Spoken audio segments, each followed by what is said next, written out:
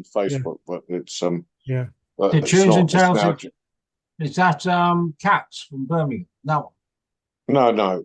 It's look at the schedule, Mike. It's Oh. monthly. Yep. Justine runs it. It's brilliant. She's really, really good. Justine's been running. I'll do this and I'll announce the scene. Justine's been running Tunes and Tales for years in Suffolk and in pubs. And then now she's brought it over to be totally online and doing it on our platform.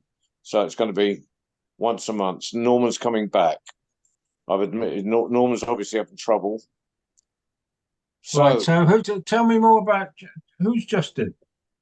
Justine Demir. Justin who? Justine Demir. She's a Suffolk storyteller. Yeah. She's been storytelling for quite a long time. Yeah. She's I part think of I met her. that. She got I think the I met her first. at the East Anglia Storytelling Festival. Did I? Was that? No, she ran the first East Anglian Storytelling Festival. Yeah, that's where I met her first, I think. Okay. Right. Okay. And when's this going to be, John? What? The Tunes Tales and Tunes. Well, it was last Wednesday, but it's an open mic. It's like this, but it's nice because it's a mixture of Suffolk and the world. So some music as well. You get people playing instruments as well and singing. Yeah. So it's always the first Wednesday of every month. First Wednesday. Right. So the next one's the 1st of April. Right. Anyway, I'm going to announce us in. Okay. Hello, Karen. Hello, Karen. So, ladies and gentlemen, girls and boys, and assembled company, welcome to the World Storytelling Cafe. And it is the second Sunday. So, therefore, it must be Mike Rust's turn to run proceedings, chair the world. And it is our worldwide story round, chaired magnificently or hosted by I've run out of superlatives. Mike Rust. Forget a word in anyway. It's not very often you hear that John Rowe hasn't got a word to say something. He's normally got verbal diarrhea. No. Yeah, I'm not sure I have tonight, John, Mike. That was a lovely it was a lovely introduction. Thank you so much. Karen, of all the people I love to see is somebody sat there with a cat on their knee. That's lovely to see. I know she loves Zoom meetings. She always appears, so very calming. Well, we've got 2 in our house and a dog, so absolutely. Right, so there doesn't seem to be many. John was right, and as he always is, but wrong about one thing, in that this is every other Sunday. It's not the 2nd or the 3rd. It is just every other Sunday we've gone back to, and we're giving it a try. I kind of knew I'd said that wrong. Thank you, Mike, for it's every other Sunday. So if you work it out from now, it'll be 2 weeks' time, and 2 weeks after that, and 2 weeks after that, 2 weeks after that. And we're going to keep it going, see if it builds up. We said we'd have a go at it after Christmas. We went to once a month. And so we're going back to once every fortnight into the summer to see where we are. So that was the plan. So we'll take it up through to Easter and then we'll see how we get on. But yes, it's lovely to be here again. It's the nights are drawing out if you happen to be in the UK. And if you're not in the UK, I have no idea what time it gets dark where you are, basically. So we'll start off. I never expect to have to tell a story myself much when I'm doing these things, but as there's only a few of us, I'm probably going to have to think about one and do one for myself, which is doing me good to get one out from time to time. So I'm going to ask. So Norman, are you telling stories tonight, or are you just?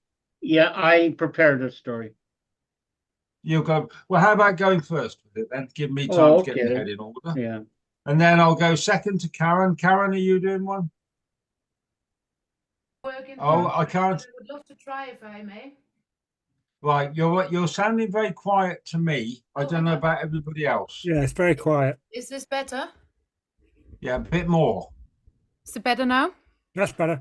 That's a lot better. Good. That's a I've lot had the microphone in the wrong place, so that's good. Lovely. Good. Sorry. Right. So geographically, you're in Staffordshire, I am, yes. right? So there's no club tomorrow in Wenlock. You know that, don't you? I was gathering that because you said that last time. Is there a Yeah, so- substitute or is it next month then? No, the story. Right. For those of you who are close enough to join in, Norman, you'd be very welcome to pop over. It's Sunday, next Sunday at 11 o'clock. We're doing a story walk, a walk of words up to the talking tree at the top of the Wenlock Edge. And then we're having a festival meeting at 2 o'clock. Then we're going down the pub about John. If it's got anything to do with me, we're having a festival meeting at 2 o'clock. 10 past 2, we're going down the pub to have a chat about it. Right. So you'd be very welcome to come along. Keith, as always, you're very welcome to come over to Shropshire, but I do know how far it is. And I'm sad to say that I'm not expecting to be in Whitby this year, so I don't know where we're going to meet up, but I am going to East Anglia. Are you going down to East Anglia? Yeah. Yeah, well, I'll see you there. We'll sit and have a pint together there. Yeah, I would look forward to that. Yeah. Right, so I'm going to go Norman first, Karen second, Keith third, Mike fourth. John, are you going to chuck something in before we finish? Put your hand up if it's a yes. So I can't, you're on mute. I'm on mute. I'll see how it goes. Okay, fair enough. So we're I'm going to not go Norman feeling first. up to selling, Right. but if we need it, I'll do one. Well, we can puddle on until we've all done something. People might come in a bit later than sometimes do. So we're going to go to Norman Perrin Okay, in Canada. right. I feel a long ways away, but if I had a chance, I would be in Wenlock, if it weren't so far away. But there you go. The story I been working on, and it's still kind of a work in progress, is called The Magic Garden. Now, the Magic Garden came about through a series of circumstances so extraordinary that they're recorded in this story. And whether it is true or whether it is false is up for your ear and your heart to decide. Once upon a time, and a long time ago, there were two farmers in the steppes of Kazakhstan, and one of them was a sheep farmer, and the other one had much land. Now, as it came about, the sheep farmer, one day he came out and he found all of his sheep lying on the ground. They'd all died of some mysterious disease. And therefore, all of his living and his livelihood was gone. But his friend, the farmer, said, I have more than enough land, much land that I've never plowed. I will give you a farm and you can make your living. And although he was reluctant to do so, the man had to take the generosity of his good friend. And so his friend loaned him all the things needed to work the land, some seeds, shovels, and a plow, and an oxen to pull the plow. And so there he was in this fresh land that had been lying fallow for many years. And the earth was turning over, and suddenly there was a clunk. Oh, it was another rock. And so he took the shovel he had brought with him and he started to dig away. But instead of, as the dirt was cleared away, he did not find another rock. Oh no, he found the edge of an earthenware pot. And when he lifted that pot up and took the lid off, it was full of gold coins that had been left by some marauder many, many years ago and forgotten. So he took the gold and he went back to his friend, the farmer, and he said, I have something for you. What's that? Your gold. And the man said, what do you mean? I found some gold on the land you gave me. Now, you gave me the land, but you didn't give me any gold. So therefore, the gold belongs to you. The man says, but I didn't. When I gave you the land, I gave you the land and everything on it. So therefore, you should have the gold. No. And the two started to argue. Well, they went to the headman, and the headman listened to each story, The gold must be given to him because he did not give me the gold. He gave me the land, and you know the other half of the story. So headman listened to this, and he said, well, it seems that we must decide this by some other way. And so they called, they said, who most deserves and could use gold, who were starting out in life. And there was a young couple who were about to be married, and they were called to the headman, and they heard the story, and they said, we will give this gold to you so you can start your way in life. And the young woman and the young man talked with one another for a moment and said, we wish to make our own way in life. We do not want we appreciate the help of others, but we will be able to get by. This gold will help other people. And so they didn't want the gold either. Well, the whole village got in on the act, and they all discussed the matter back and forth. And then they made a decision that the gold should be given to the entire village. And what they could use was a garden, an orchard, for you see, water was scarce in that land. They knew it was deep inside the earth, but they didn't have the tools to dig a deep well. And so they gave the gold to a young man, and the young man was instructed this way. You are to take this to the nearest city. You are to buy the tools needed to dig a deep well. And what's more, we want you to bring back the things for an orchard, saplings and seeds for flowers, and the other things needed to make a garden for the people. And they all agreed that this was a good thing because everyone would benefit from that gold. So the young man loaded the gold on a donkey, and he traveled. And he traveled a long, long ways. It was a long, hard journey. But always there's the clinking of the gold and the memory of his promise to bring back all the things for a garden needed for a garden for the people. But as he was approaching the city, he saw a caravan of camels coming up to the city. And he noticed that it was not loaded with bags or of goods or anything. It was loaded with cages of birds of all kinds, big ones, colored birds, squeaking and squawking, and some silent. And when he came to the head of that long line of bird cages, he spoke to the caravan leader and said, what are these birds for? I said, wow, he said, this is a rare thing that we have provided for the Khan of this city. There will be a feast in the next few days, and these birds will be in the food for that feast. We'll roast them, and there will be a feast like no other feast that's ever been before, because some of these birds are so rare that they are the last of their kind. It'll be a feast fit for a Khan. And the young man looked at all the birds suffering in their cages. And he said, would you let those birds free if I asked you to? And he laughed very hard. The leader of the caravan said, oh, yes, of course I will let them free for somebody like you if you have the ransom of a Khan in your pockets. And he looked at the ragged clothing of the young man and he laughed.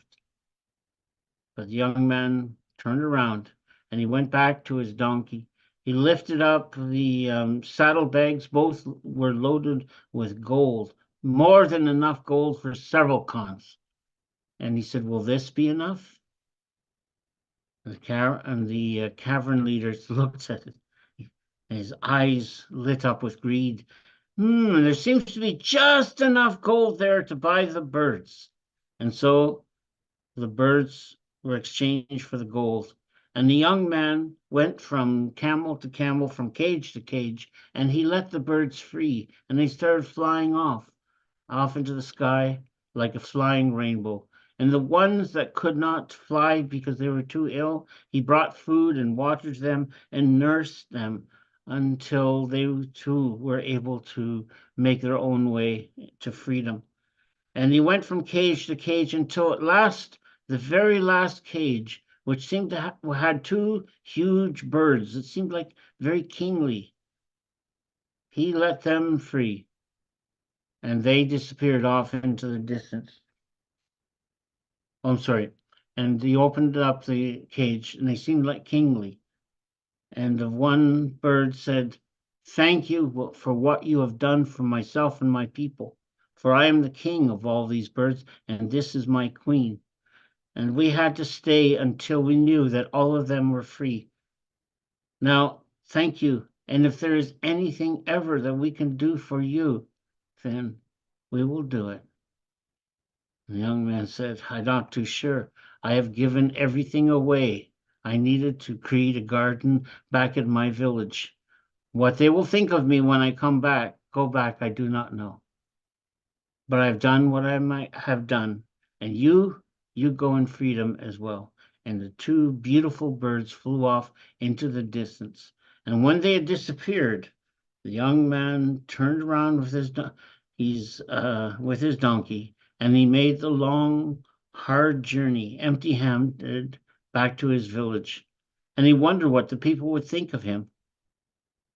But as he approached, and they saw him coming, and they came out, and they called out, "Have you brought the things for our garden?" And he told them the story of the caravan, of the birds, and using all the gold that he had to set them free. And the people said, "You have done the right thing, for freedom is precious to everyone, and is the most precious thing in the world, more precious than gold. You have done well." And just as though you were saying this, a cloud came over the head. There's a cloud in the sky.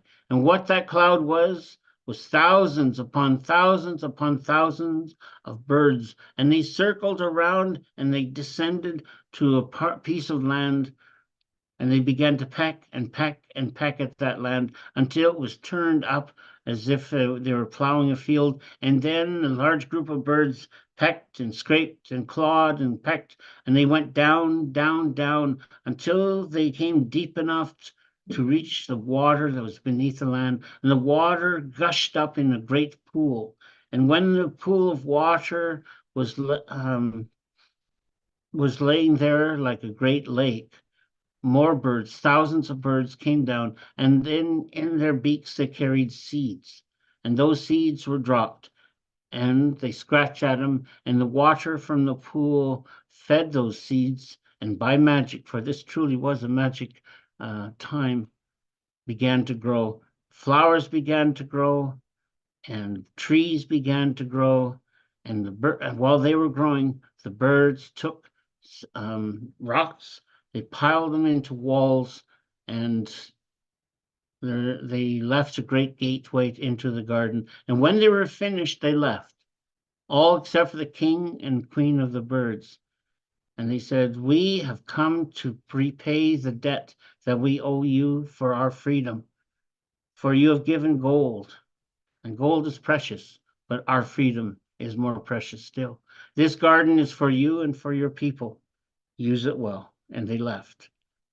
And that is how the garden of the people, the secret garden, came to be. And everybody who traveled through that countryside all sat by that pool. They rested and they drank and they ate the fruit that was free to all from the trees.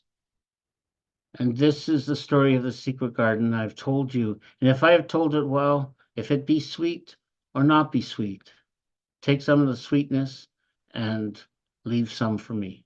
Thank you. Thank you very much, Norman. And the story is very sweet, and I will take the story and the sweetness of it. I will add one thing which may be help if you can. In our country here in Shropshire to the west, and I'm sure Keith will agree with me, when there's a group of birds all come together, the old word for it is murmuration. Is a murmuration. Yes. The starlings, yes. The starlings, it's a murmuration or sometimes a chattering. So both those words they are a gift to you if you care to add them all. I think that is the perfect word for it, because to describe the sound of the flock. I'm still working on this story. It's a very long one, and I want to make sure set it in its ways. But so thank you very much. No, and as always, for those people who are always around, we'll always say this: a story has its natural length. You can either get them shorter or you can make them longer. But as you tell a story, it always falls into me to be a natural length, and you'll always find that. That's fine. Okay. Thank you. Okay. Lovely. Thank you very much, Norman. So I'm going to go to Karen next, and then Keith after. And someone's written a whole lot up here. I'm going to have to read it now. I need my reading spectacles. So, Karen, are you going to go next? Thank you, Norman. What a beautiful story and funny. It stories as they often do. They work their magic and they work together, because my story, I feel, fits quite nicely with your beautiful story. So yes, I might nick that from you, Norman. It's very, very nice. I like it a lot. Thank you for telling that. Once in a country not too far from here was a river peacefully meandering between two hills. And if you looked really closely, on top of that one hill, there was a man sitting on a horse. But it wasn't just any odd horse. It was the most beautiful white mare that you've ever seen. Majestic, with coal black eyes. That man wore a bright red uniform, for he was a general. And he had his binoculars in his hands, and he looked over to the other hill. And suddenly he exclaimed as loud as he could possibly do. He says, "I can see the enemy! I can see the enemy! Load the cannon!" And his men, sitting on the foot of the cannon in their red uniforms, were looking at him a little bit puzzled. And they said, "Well, why should we load the cannon? We've never loaded the cannon. We never shoot at anybody. They haven't done anything to us. Why should we harm them?" "Because it's the enemy. And you fools, if you knew, those people are not like you. Those people, I can see it. They have started growing massive trunks in their faces. And those trunks spit fire and poison. So if they ever came across the river, they would take everything you possess. And they would harm your families and your friends, and they would cause you massive pain. So we must hinder them to come over the river. Therefore, load the cannon." And he puffed up his chest a little bit more on this majestic horse. And the soldiers looked at him, and they were trying look over to the hill, but it was just this little bit too far. They couldn't quite see what was going on over there. So they asked the general, "Can we have your binoculars? We can't really see." And the general said, "No, binoculars are only for generals. You can't see anything through them." So they got a little bit scared because they weren't quite sure what was going on. So they had to trust the word of the general. So they loaded the cannon. At the same time, if you looked at the other hill on the other side, you would see also a horse and a man sitting on it. The horse was the most beautiful black stallion, a war horse, as massive you have never seen before. And on top of that stallion, there was a general. He was wearing a bright blue uniform, a lot of medals on his chest, and he had his binoculars in his hands, and he was looking over to the other hill, and he shouted as loud as he could, "I can see the enemy! I can see the enemy! Load the cannon!"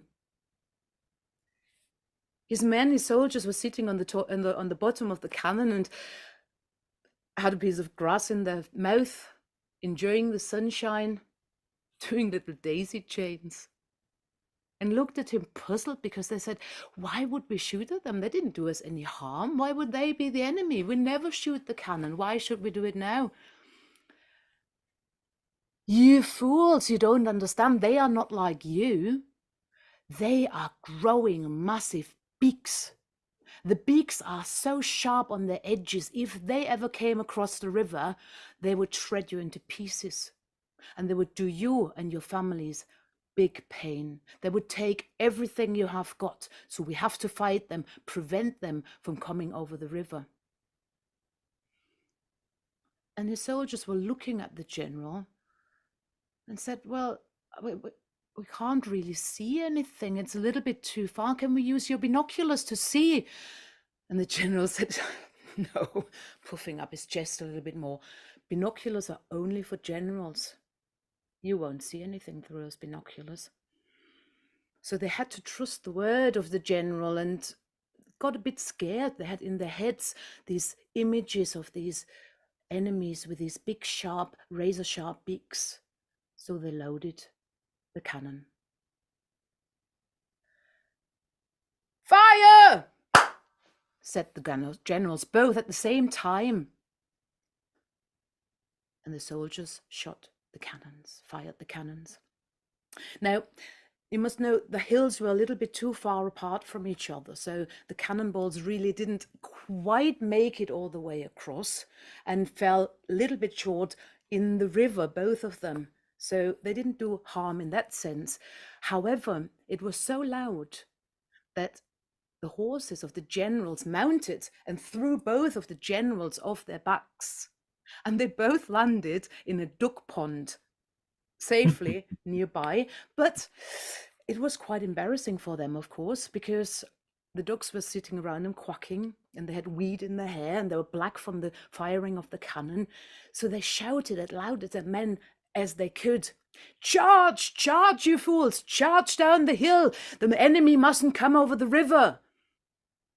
And of course, the soldiers were very, very scared. So they started running down the river, a red stream of uniforms going one way and a blue stream of uniforms coming the other way. And they both arrived at the river at the same time, and they started wading into the river from both sides. But then something magic happened.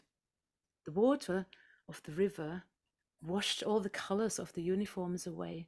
A little bit of red here, a little bit of blue there. And by the time they had met in the middle of the river, all the color had gone out of the uniforms, and they all wore brown, grayish, normal clothing. It was really hard to tell who was enemy and who was friend.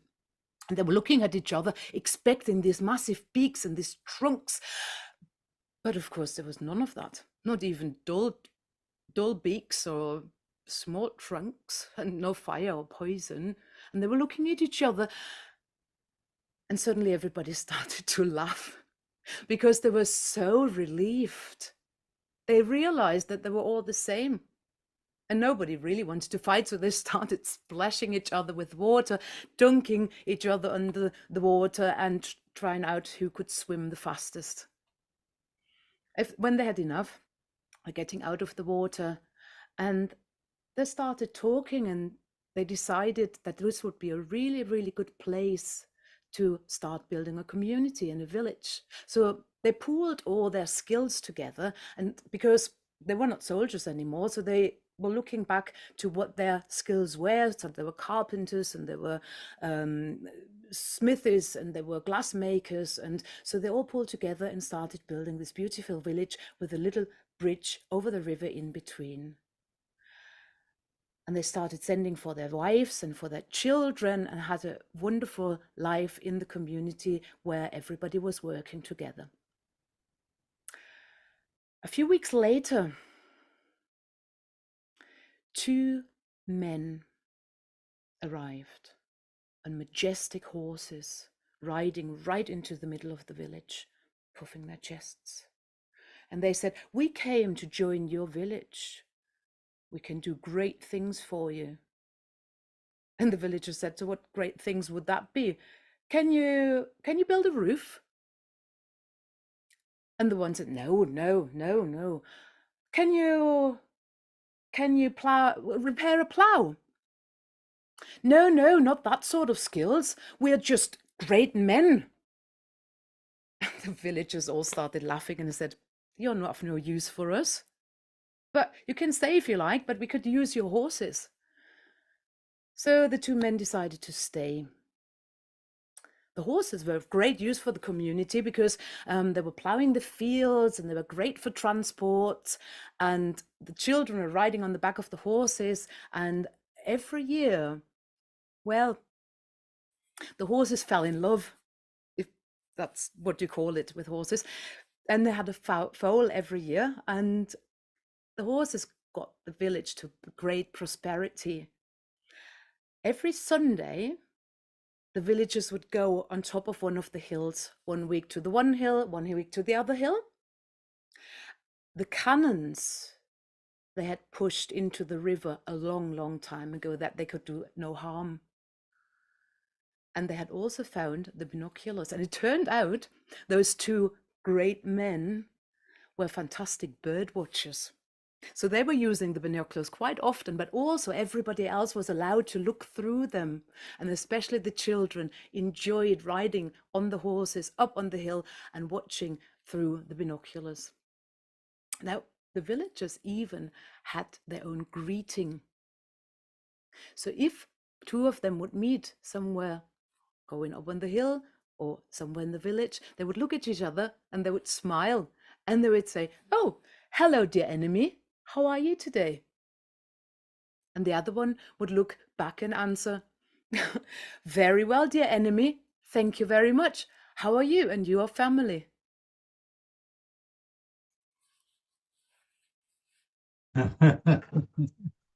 Wow, thank you very much, Karen. That's a really, really nice story. Thank you very much. Right, so Keith, we'll go to you, then I'll go next, okay? Okay, yeah, thank you. Well, hello, everybody. Manuela, are you telling stories? Wave if you want to tell a story. No, okay. It's lovely to see you again as by the by. Well, thank you, Karen. That was very well told, and it's very interesting the way you went through that. That was brilliant. Thank you very much. Well, I told this story at the Tales and Tunes and Tales on Wednesday, and so John has heard this me tell this before. So, but it's a story I'm practicing and working on. So I hope that we'll be able to sort of take it through and see how we go with it. Well, a long way ago,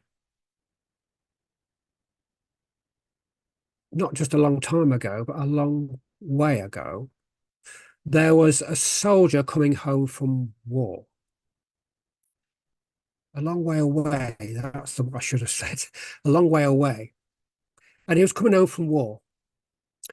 And he had a sharp sword on his side and a backpack, a knapsack on his back.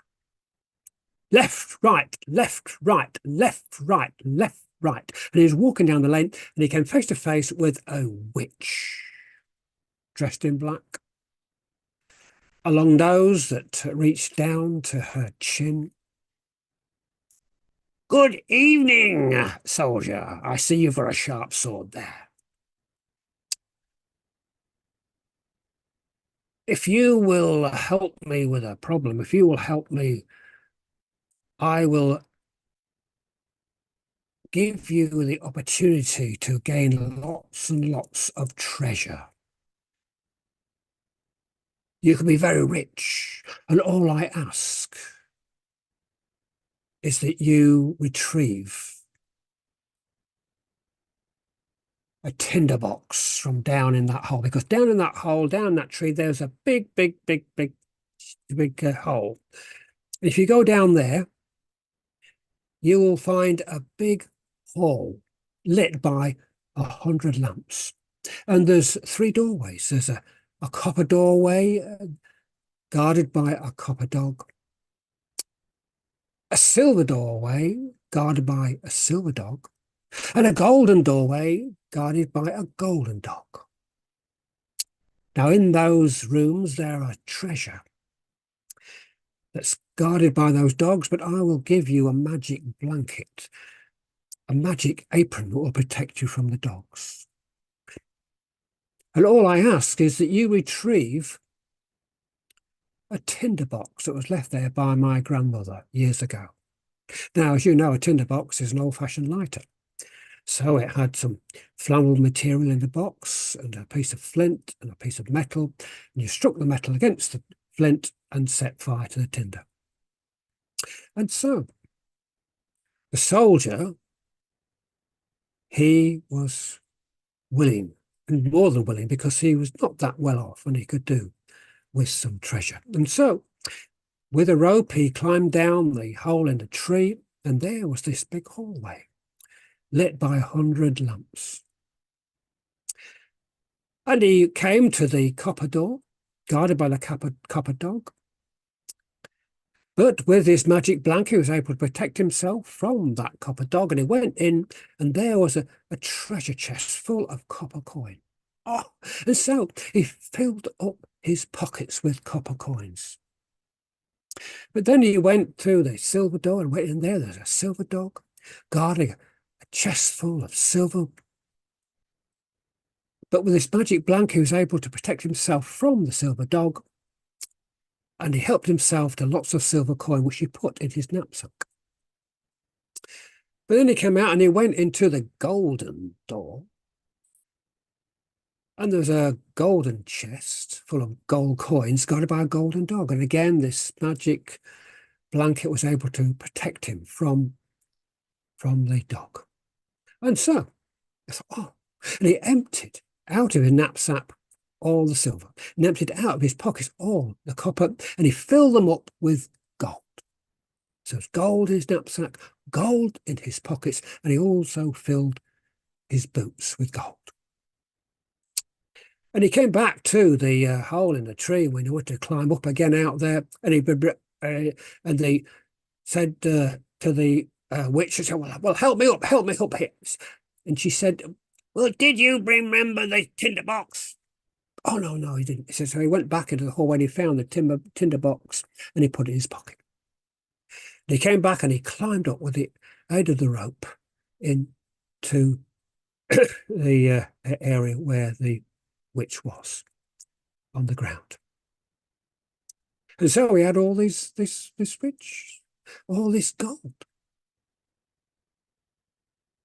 And the witch said, well, give me the tinderbox. You've got now riches, you can go on your way.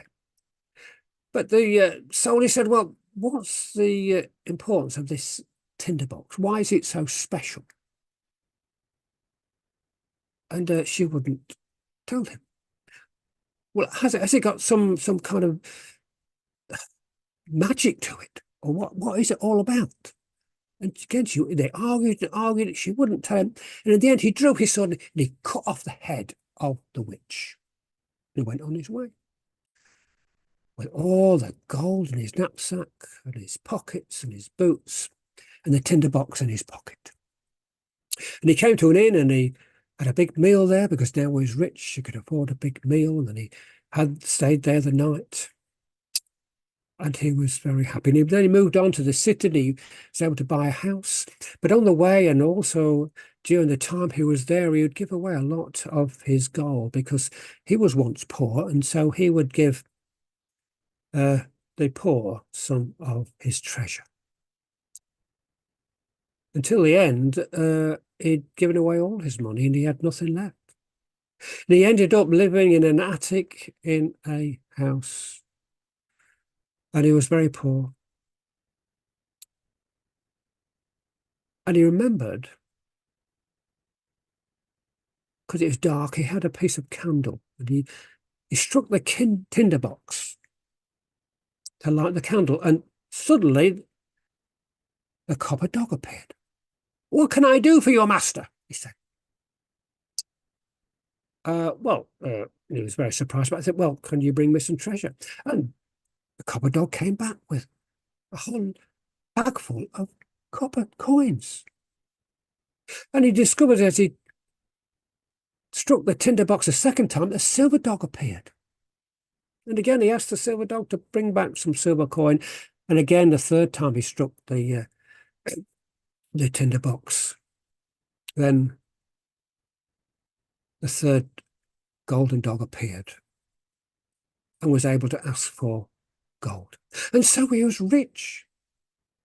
He was well off. And he had all these friends around him that because he was so rich, then he just attracted so many people, so-called friends.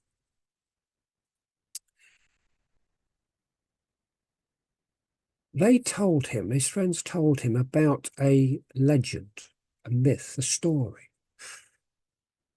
about a beautiful princess that was imprisoned in a golden tower. And she was imprisoned there by her father, the king and the queen, because the king had heard that his daughter was to marry just an ordinary soldier, a poor soldier. And he didn't like the idea of that, and so he imprisoned her in this copper tower, and she wasn't allowed any visitors. So that was the legend. That was what the soldier heard from his so-called friends. So he thought, And he struck the tinderbox once, and the copper dog appeared. And he said to the copper dog, "Go and fetch that princess this night at midnight." And the copper dog did. He went and fetched the princess. She was fast asleep, and the copper dog brought her back on his back. And the soldier just looked down at this beautiful princess and kissed her. Ah, so beautiful. And then the copper dog returned the princess to the tower. Now, next morning at breakfast, the princess told the king and the queen, her father and mother, about what she'd had a dream about being taken by a copper dog when she was asleep to a room where there was a soldier that kissed her. And so the king thought, we better keep watch tomorrow night. And so they asked her, or told an old lady to keep watch of what has happened.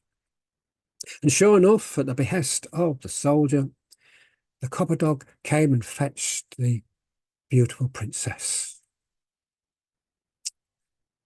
and then returned her later that night.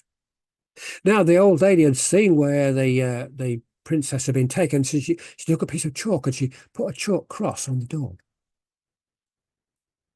And when the dog returned, it could see this chalk cross and realised what had happened, and it took a piece of chalk and put a cross at all the other doors and around and about.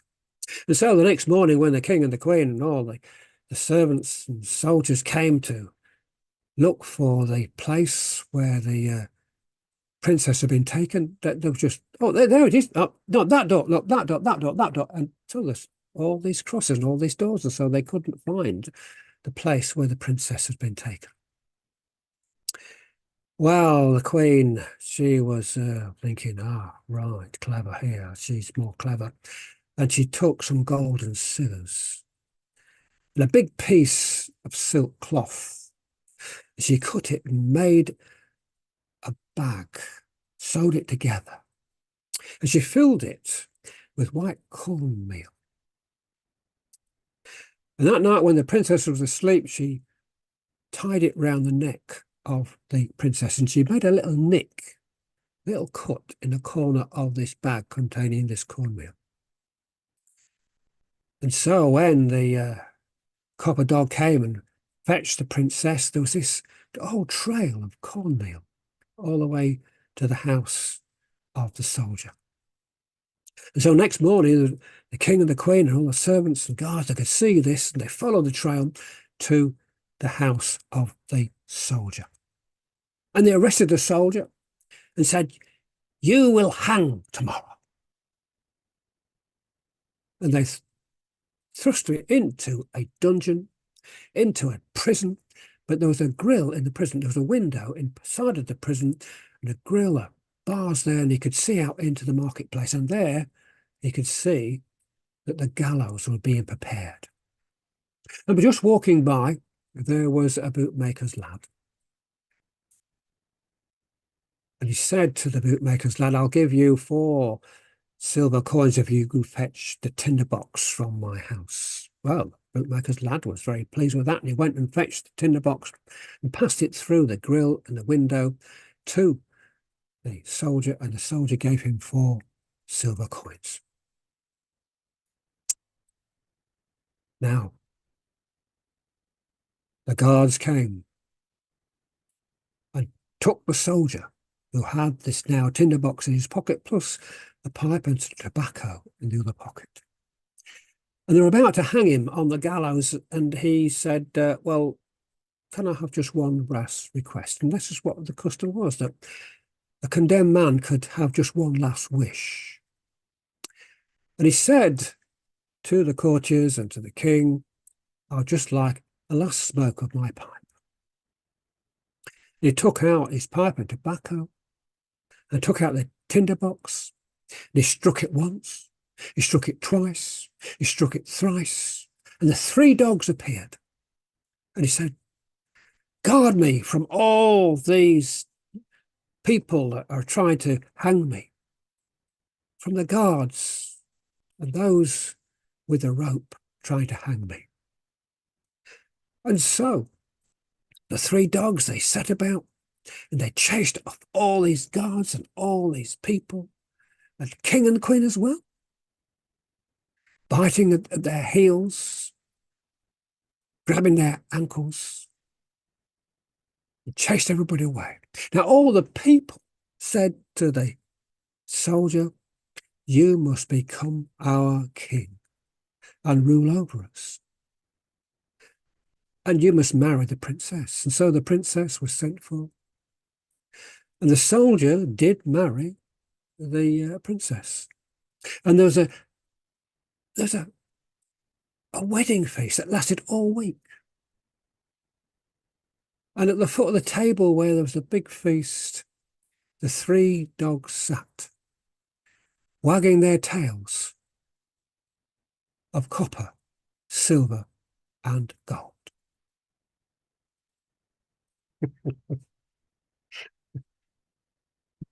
Oh, lovely, Keith. And I often wonder when they say the Brothers Grimm, which one wrote which story and which one wrote that story and which one wrote that story.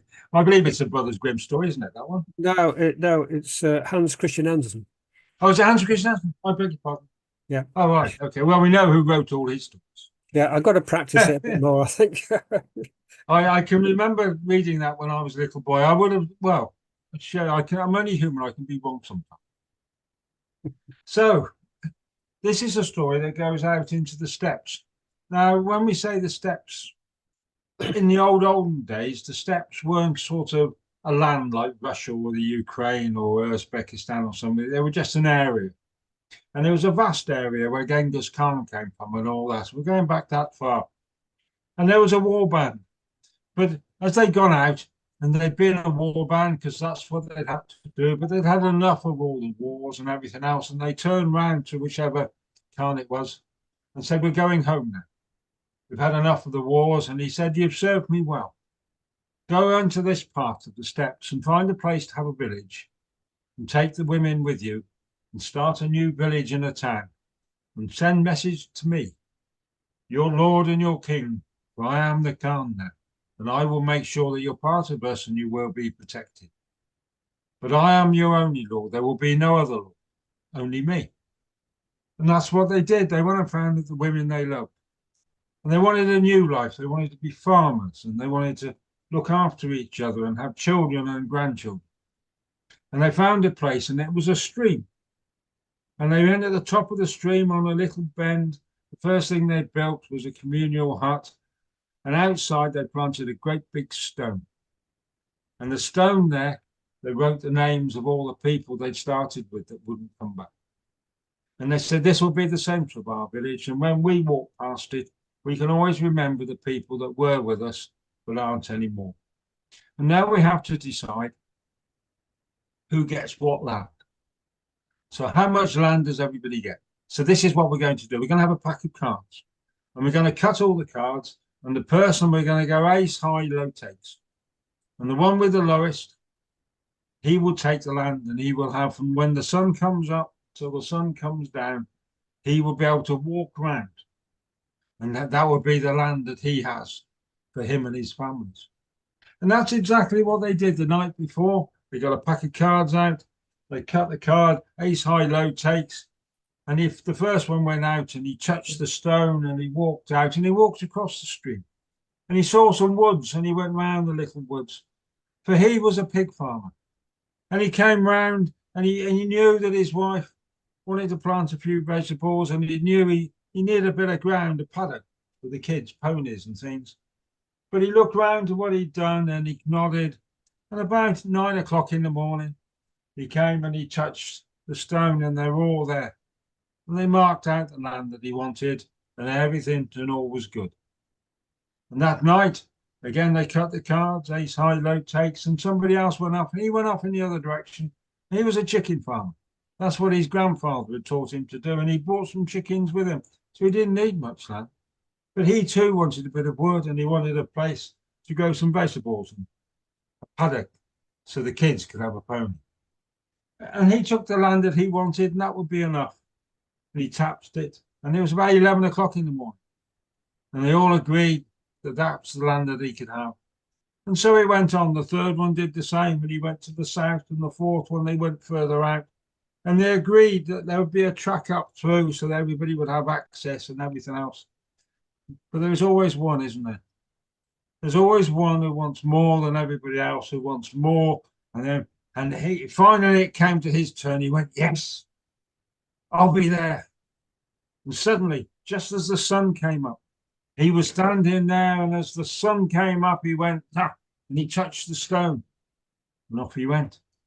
Well, he ran for 15 miles in a dead straight line, and they had to get a horse to follow him through. And after 15 miles, he put a stake in the ground, and he ran for another 15 miles, straight across the steppes. And after then, they turned, and they put a stake in the ground and said, yes, you've made the 2 stakes, but you've got to get the 3rd stake. You can have a go some.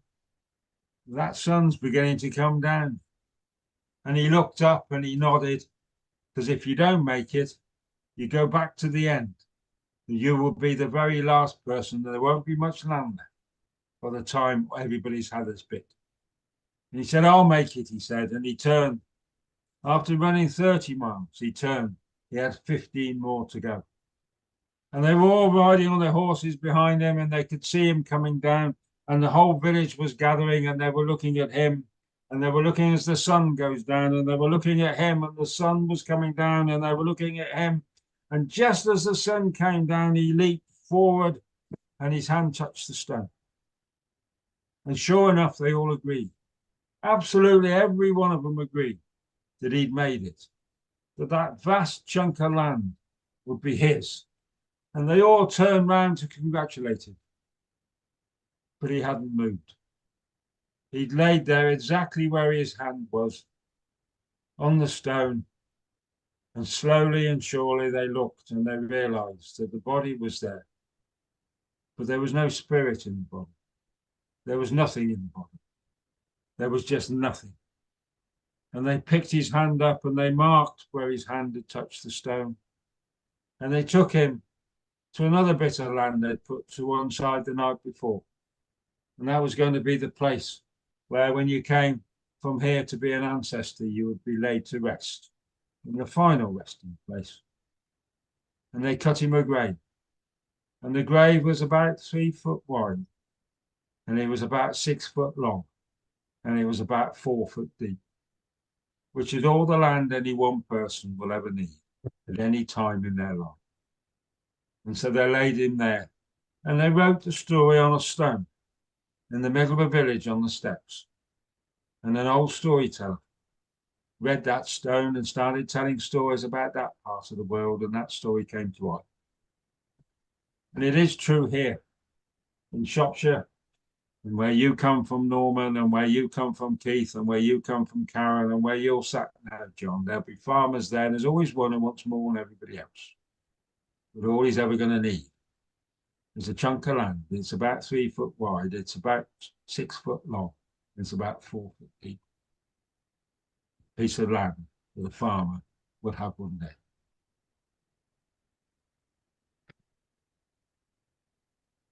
Right, so we've been going an hour, and that's been as easy as anything. And we're going to come to the great John Rowe, to the master storyteller and the master poet and the master hat wearer by the look of him this evening. And he's going to, you're muted, John, so you're going to have to. There I go. There I go. And becomes Right. okay. It's been a great night.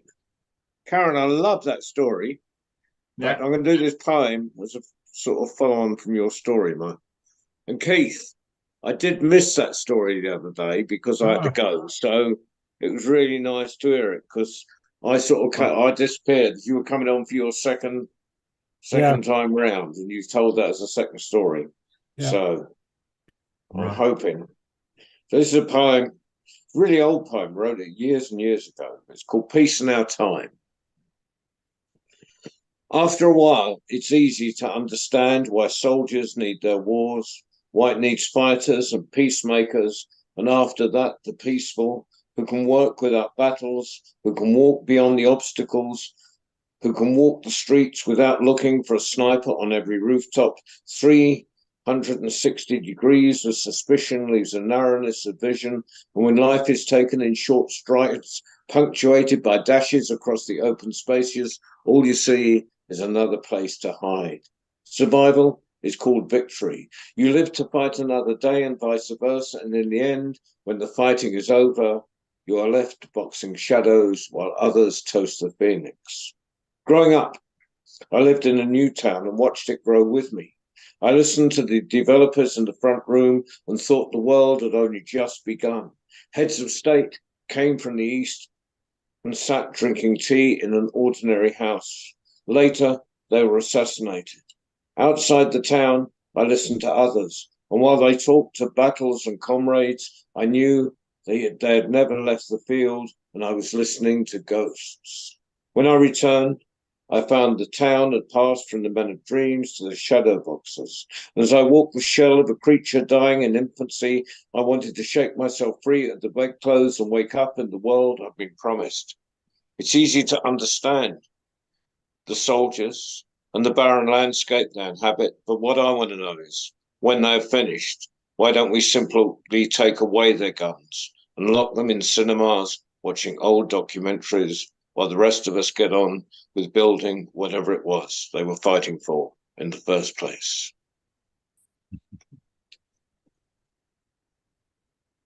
Well, yes, John. Yes. I completely agree with that, particularly at the moment. I must admit, when you look around the scene, it's not a lot of good to look at.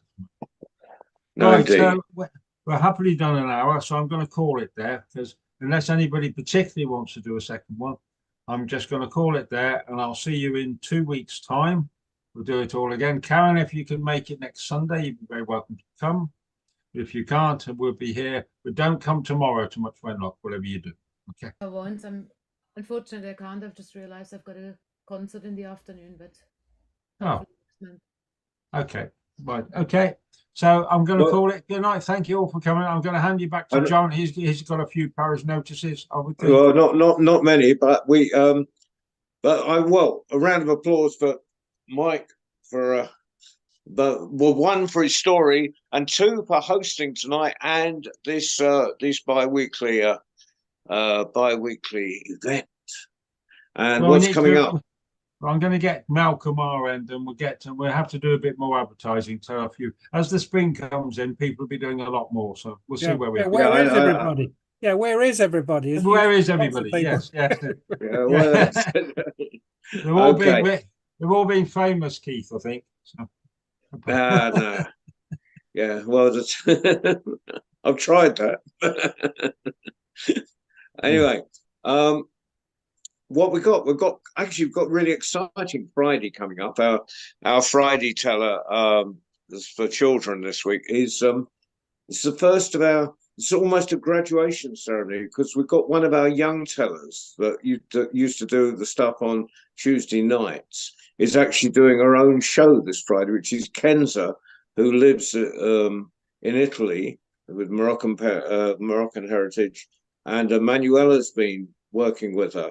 So I think Manuela's going to come and support her. But so we've got Kenza doing our own show Friday here at 6 o'clock. Come in the same way. The gold join story button. So I think it'd be great if we could support her. And I'm going to do this once a month, as far as or if they're around, put a young storyteller in doing a complete show. So Ken's is doing the first one, and Justin May is doing the one in April. But fantastic. But I'm really looking forward to that.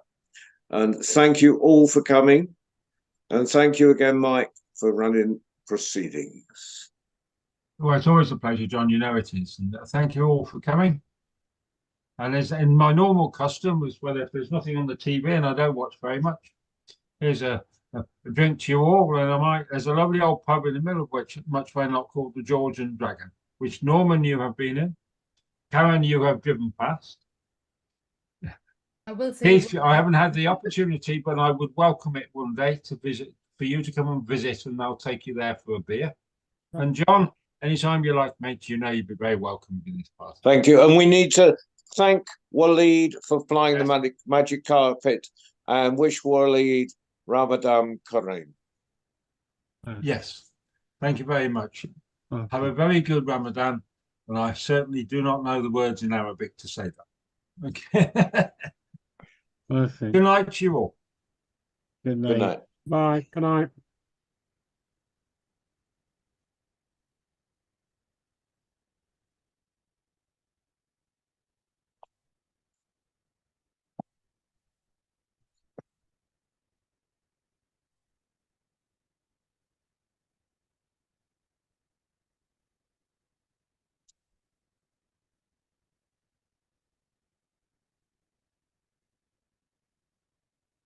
Let's grab some fresh air with waterfront views.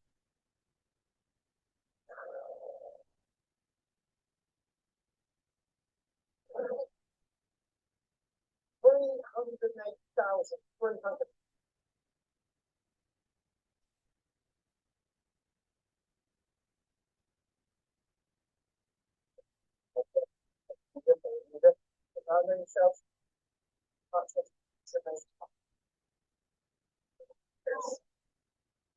On that day, or any other day, by picture, somebody you look to, is there anybody that you're going to work on, what you still want to achieve? Well, you know, I want to have a good day today. Stop giving the girl a hard time, Denzel. She was somebody.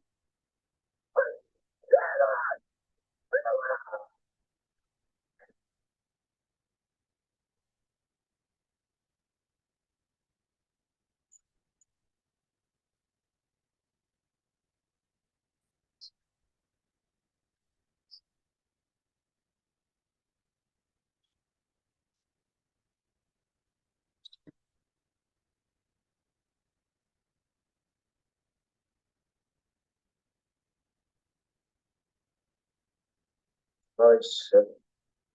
Once you're the first fight act.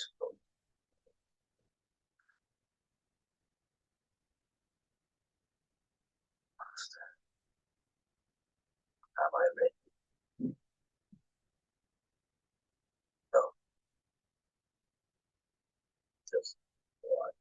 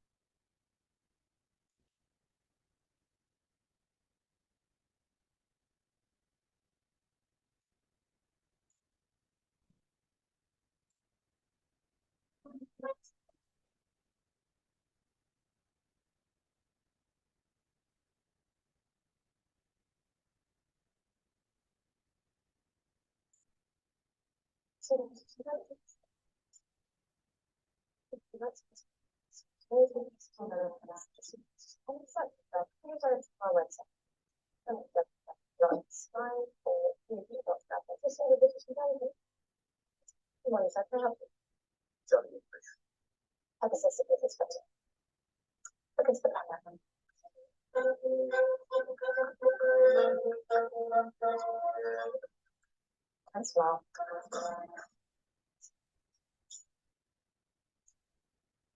Similar thoughts. Head, cameras. Sure. Has been away for some time in English. But the ambulance forgot to speak.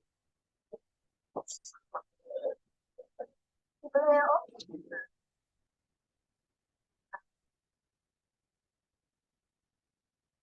M97 come a long way today. The guns, the fast cars, and the shuttles were all on their way out. Frankly, I didn't want to see that. You are open that I came into this service to change. But one has a problem.